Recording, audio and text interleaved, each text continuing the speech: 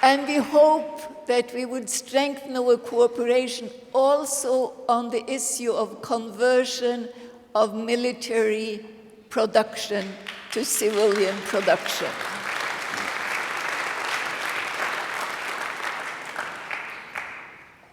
Our last speaker tonight is Samir Amin, well-known economist and director of the Third World Forum. Samir Amin, welcome to us.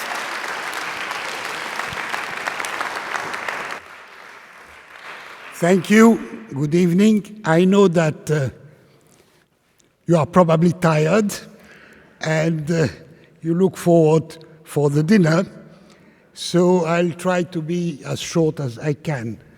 But my presentation being, and I recognize, controversial, very controversial, maybe I would need some time, less than some who spoke on this, in this room.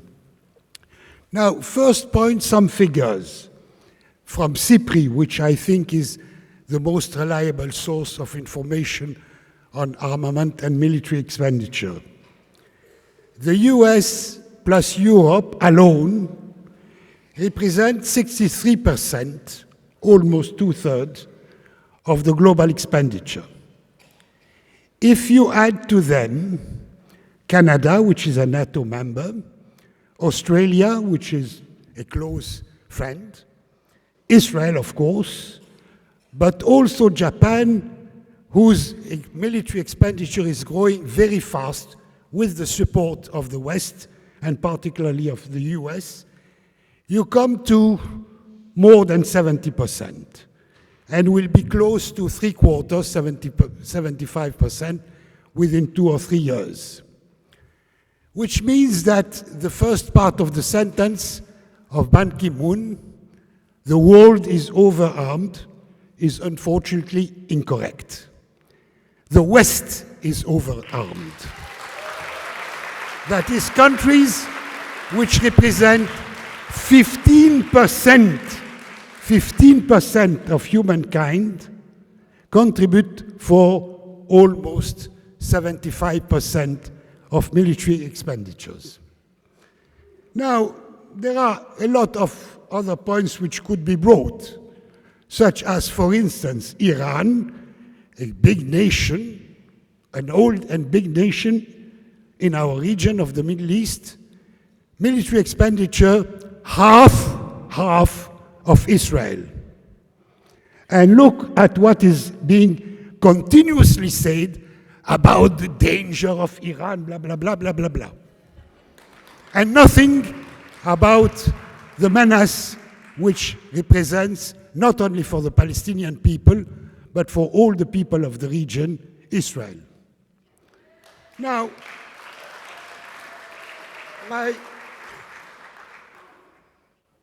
with respect to the other expenditure on military armament, quite a lot of them, particularly from the Gulf countries, are a good subsidy, armament deals, a good subsidy for the US and other countries' armament industries, since they buy at high prices old armament that in any case they would never use or are unable to use, except to bomb some people like in Yemen from time to time, or to give arm to Nusra, Daesh, and others in Syria. Second point, this over-armament of the West, not of the world, is indeed being used already to conduct systematically aggressive wars decided by NATO, which means decided by the US establishment, whether Democratic or Republican, it doesn't change anything, and accepted by the European Union with no discussion. Now, the US has kept for itself the so-called right to initiate wars, preventive wars, against any country which could become a danger. Now, I think that you are German. Hitler would not have said something worse than that. That Germany was menaced by Poland, for instance, as a right to attack. Now, what does it mean, any country that could become a danger? De facto, it means any country which does not accept to be completely submitted to the unilateral rule over the whole planet by the US and their subordinate allies, Europeans and others. Any country which does not accept, whatever its regime, good or bad in most conditions, but that's not the point, is considered as an eventual enemy. Now, does NATO fight for democracy? Very curious. The international community that we hear of constantly is constituted of the G7, that is NATO itself, plus the Democratic Republic of Saudi Arabia and the Democratic Republic of Qatar. And nobody else. Nobody else. A number of countries of Latin America are probably not model, but not terrible dictatorship in the present stage, in the present time. They are not members of the international community. Now, does NATO fight terrorism? Well, let us remember that the former Ministry of Foreign Affairs of France, Laurent Fabius, said, Nusra is doing a good job in Syria. We haven't heard Bashar al-Assad saying that Nusra is doing a good job in France, Belgium, and Germany. So why do we consider why do we imagine that they are fighting terrorism? In fact, those terrorists, and they are terrorist regimes, or groups, or organizations, and on the one hand, and NATO establishment on the other, are partners, not enemies. Each one of them needs the other in order to give legitimacy to its policy. The West needs the terrorist in order to give to the so-called question of security the priority over all other questions, including the tremendous social disaster of neoliberal policies. No, that is secondary now. The main question is security. And of course, the terrorists, Daesh, Nusra, and others, they are all the same. The Muslim Brotherhoods and so on, they need it in order to give legitimacy to their brutal and savage regime, the victim of which is first their own people, before being eventually others. Now, the move towards the war is accompanied by systematic lies. Should we forget that the attack on Iraq was said and repeatedly 1,000 times because Iraq has weapons of massive destruction? Iraq was attacked not because it had such weapons, but because it had not such weapons. And I regret that it had not. And this lie, which has been recognized now, is completely kept silence on it. And we wait to see those who lied in that way, which is the State Secretary and the President of the United States, be invited to be in an international court for war crimes and crimes against humanity. We wait for that. Now, the third point is that why is this, what are the targets of this geostrategy and geopolicy based on aggression? I don't believe that it is that the Western people, some people in my region say that, but it is nonsense, are really the devil. They are bad by nature, they want war. No, they are not worse than we are. They are as good or as bad as we are. All humankind are same. It's not, certainly not for that reason. The target is to destroy, and I say destroy, not only the governments, but the states and the societies of any country which, with the definition of the US, could become a danger.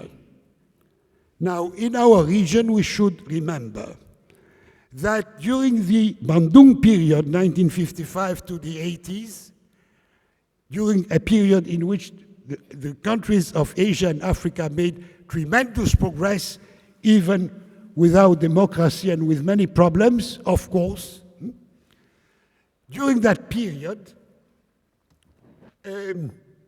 Algeria, Egypt, Syria, and Iraq played leading roles, since they are considered as being dangerous countries and their societies should be destroyed.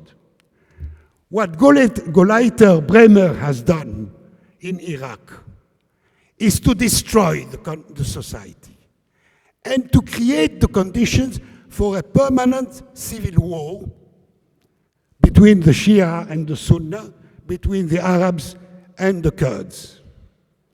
Is that democracy? Is that war against terrorism? Or this is fascism and terrorism? And that is the policy of the US, supporting fascism and terrorism systematically. Why such an aggressive choice? Again, not because, as is being said in our region, it's the devil. No, not at all. But because the Western powers, historical imperialism, the West, US, and Europe, or a good number of countries of Europe, have now no other means to maintain their unilateral and total and exclusive control of the whole planet other than than war. And this is why what is on the agenda now in the US is the next war. Should we start with Russia or should we start with China? That is the debate in the US establishment. It's not peace, of course. Now, therefore, the condition for creating political conditions for possible peaceful policies of the various partners, whether they are beautiful or less than that, or even ugly, pseudo-democracies, democracies, or ugly dictatorships, is to disband NATO. If we don't disband NATO, then all the speeches on peace are blah, blah, blah, blah, rhetoric, wishful thinking.